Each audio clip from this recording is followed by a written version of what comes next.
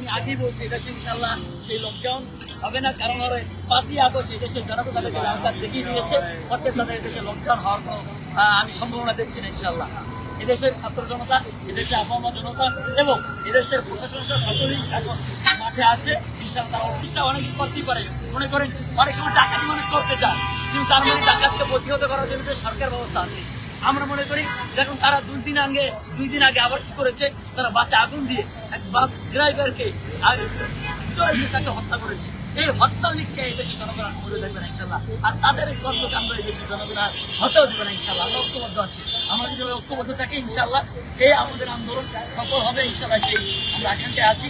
এজন্য সকল দলকে একটা সুদর্শ আহ্বান থাকবে, যারা রাজনৈতিক দল রয়েছেন সকল কাছে আহ্বান থাকবে, এদেশের পরিপূর্ণ সংস্কার না হয়ে দৃশ্যমান বিচার না হয়ে আমরা যদি নির্বাচনে না যাই, তাহলে এদেশের যে জুলাই আন্দোলন হয়েছিল, গণহত্যা হয়েছিল, সেই বিচার যদি না পাই, তাহলে এদেশের হয়তো 29 সালে আগে নির্বাচন হতে হবে, কিন্তু আপনার নির্বাচন যদি ব্যর্থ না হয় আগে দৃশ্যমান